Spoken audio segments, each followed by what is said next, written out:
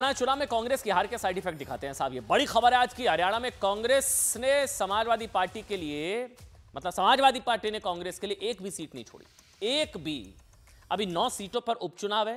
कांग्रेस की स्थिति यह कि हरियाणा हारते ही देश की दूसरी सबसे बड़ी पार्टी का सिंबल यूपी से गायब हो गया साहब। अभी जो उपचुनाव होने 9 सीटों की बात कर रहा हूं। समाजवादी पार्टी के अध्यक्ष अखिलेश यादव ने ऐलान किया कि यूपी उपचुनाव में सभी 9 सीटों पर इंडी गठबंधन के जो भी उम्मीदवार चुनाव लड़ेंगे वो साइकिल के निशान पर चुनाव लड़ेंगे।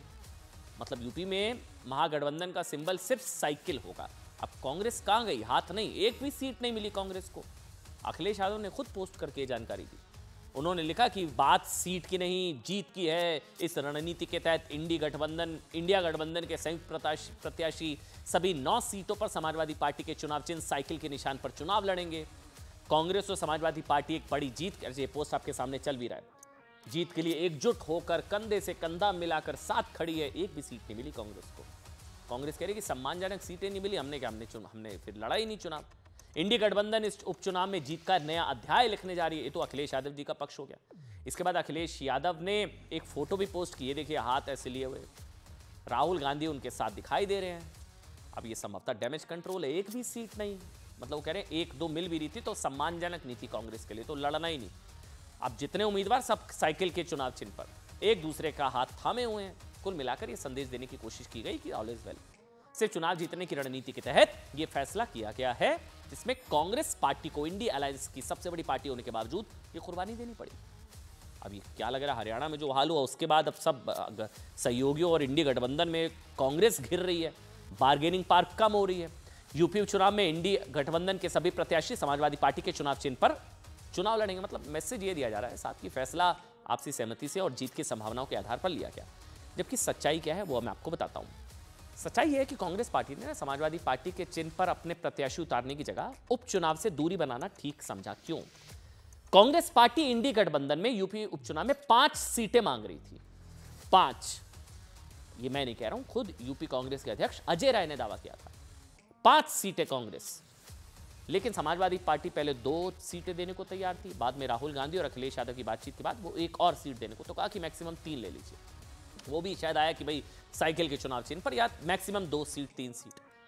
कांग्रेस ने इस बात का कंफर्मेशन भी किया कि सम्मानजनक सीट ना मिलने की वजह से हम उम्मीदवार नहीं उतार रहे। एक वजह है, कांग्रेस पार्टी ने इन चुनावों से दूरी बनाना बेहतर समझा और अब कांग्रेस पार्टी ने ऐलान किया कि यूपी चुनाव में अपने उम्मीदवार वो नहीं उतारेगी।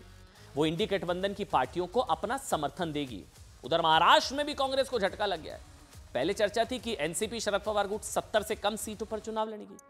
कांग्रेस और उद्धव गुट को 100-100 सीटें मिलेंगी। कांग्रेस को 185 अब हो गया है। कांग्रेस और उद्धव गुट के बीच सीटों को लेकर आपसी विवाद के बाद जब कोई सहमति नहीं बन पाई तो शरद पवार ने मध्यस्थता की और फैसला हुआ कि महाविकास आघाड़ी की तीनों पार्टियां कांग्रेस, एनसीपी, शरद पवार गुट और शिवसेना 85-85 सीटों पर चुनाव लड़ेगी। 26 सीटों पर अभी फैसला होना बाकी है। इसी तरह कांग्रेस पार्टी महाराष्ट्र में भी बैकफुट पर नजर आ गई है। शिवसेना उद्धव गुट को सिर्फ 85 सीटें मिली हैं। अच्छा, 2019 के महाराष्ट्र विधानसभा चुनाव में जब बीजेपी के साथ शिवसेना का गठबंधन था ना, उस वक्त शिवसेना को 126 सीटें मिली थी। 126, अभी 85। क्या मिला उद्धव ठाकरे को? उस समय उद्धव ठाकरे ने कहा था कि बीजेपी ने उन्हें कम सीटें दी, जबकि आज जब उद्धव ठाकरे महाविकास आघाड़ी गठबंधन के साथ है तो उन्हें सिर्फ 85 सीटों पर संतोष करना पड़ा। ये हरियाणा में हार का साइड इफेक्ट भी हो सकता है जो कांग्रेस पार्टी को यूपी में देखने को मिल रहा है। बीजेपी कह रही है बेमेल गठबंधन है। कांग्रेस ने समाजवादी पार्टी के सामने सरेंडर कर दिया। सुनिए। बातचीत तो रोज ही होती रहती है और विशेष रूप से इन 10 सीटों के उपचुनाव को लेकर बहुत ही गंभीरता के साथ में शुरू से चर्चाएं होती रहीं और स्वाभाविक है कि जब कोई कॉमन डिसीजन पर नहीं पहुंचे जहां पर सर्वसहमति हो तो कोई ना कोई बीच का मार्ग निकालना होता है। और इस समय में कांग्रेस को यह महसूस हुआ कि ये समय आपस में लड़ने के बदले अगर समाजवादी पार्टी को इस चीज़ का आश्वासन है कि वो बेहतर तरीके से लड़ सकते हैं तो हम सब उनका साथ दें और इस चीज़ को सुनिश्चित करें कि भारतीय जनता पार्टी के वहाँ शिकस्त तो हार। ये गठबंधन चला है और चलता रहेगा। उत्तर प्रदेश की 9 सीट समाजवादी पार्टी के चुनाव निशान साइकिल पर लड़ी जाएगी और 9 की 9 सीट पीडीए गठबंधन जीतेगा, पीडीए पावर जीतेगा।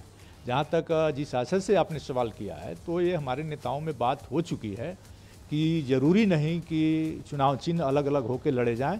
इस समय जरूरी है कि भारतीय जनता पार्टी को हरा करके देश की जनता को नफरत वाली राजनीति से बचाया जाए। कांग्रेस ने बिल्कुल समर्पण समाजवादी पार्टी के सामने कर दिया और कांग्रेस को अपना सिंबल और अपना कार्यालय सब समाजवादी पार्टी को दे देना चाहिए।